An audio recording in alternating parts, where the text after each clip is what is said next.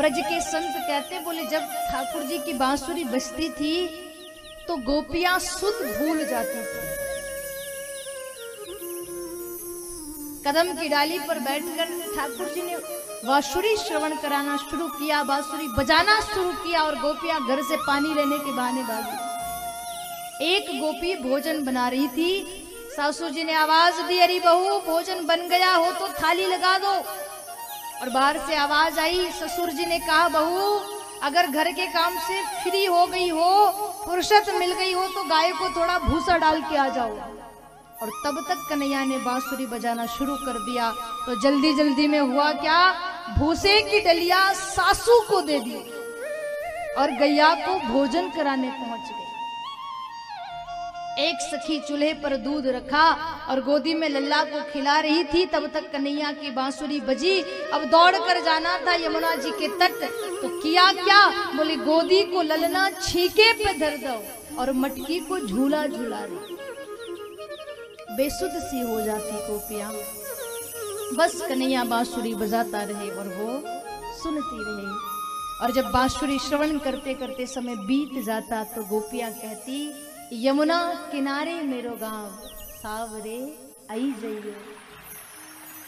कितनी माताएं हैं जो ठाकुर जी को अपने घर बुलाना चाहती हैं। बड़े भाव से गोपियां बुलाती, ठाकुर जी पधारते और सबन के घर जाकर ठाकुर जी भोग लगाते। सुखदेव जी कहते, राजन एक दिन भगवान कृष्ण कन्हैया नंद बाबा के पास बैठे थे। उसी समय कुछ ग्वाले दौड़ कर आए और नंद बाबा से कहा कि महाराज जाने किसने हमारी यमुना जी में जहर घोल दिया है।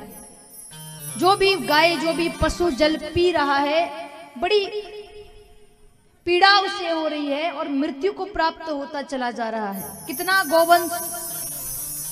जब ये सुना तो ठाकुर जी ने देखा कि यमुना जी के जल में किसी ने जहर नहीं घोला है, यमुना में तो कालिया नाग बैठा है। तब ठाकुर जी अपने सखाओं से कहते हैं कि भैया कल हम सब गेंद खेलने चलेंगे, वो भी यमुना जी के किनारे। सखाओं के साथ यमुना तट पर काली देह पर गेंद खेलने गए।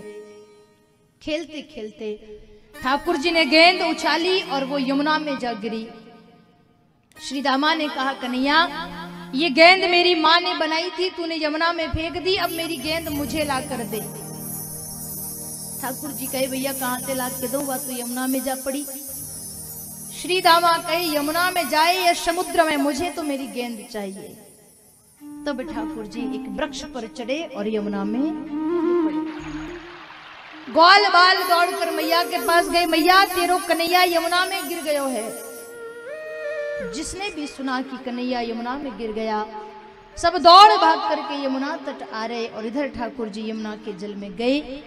वहां जाकर नाग पत्नियों से मिले, कालिया नाग को जगाया, नाग के साथ युद्ध किया और जब नाग परास्त हो गया तो भगवान कहते, अब बता तू यहाँ क्यों आया था। कालिया नाग कहता है, ठाकुर समुद्र में मुझे गरुड़ चैन से जीने नहीं देते, यमराज के श्राप के कारण वो यमुना में नहीं आ सकते, इसलिए मैं यहाँ आ गया और मैं यहाँ से नहीं जा सकता, मेरे प्राणों पर संकट मंडरा रहा है। तब भगवान कहते, कालिया तुम्हारे फन पर अब मेरा पद चिन्ह है, अब गरुड़ तुम्हें देख के भी कुछ नहीं करेंगे, जाओ। पुनः कालिया नाग को समुद्र भेजा। भगवान कालिया नाग के फन पर नृत्य करते हुए यमुना से बाहर आए। सब ब्रजवासियों ने ठाकुर जी का दर्शन किया। भगवान ने देखा कि मैया मूर्छित पड़ी है, दौड़कर मैया के पास गए। मैया ने होश संभाला, कन्हैया तू यमुना में गिर गया था। तो ठाकुर जी कहे, नारी मैया तुझसे किसी ने झूठ बोल दिया।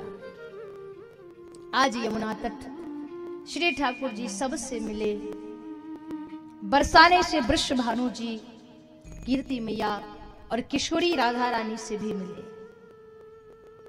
सब अपने अपने घर को गए।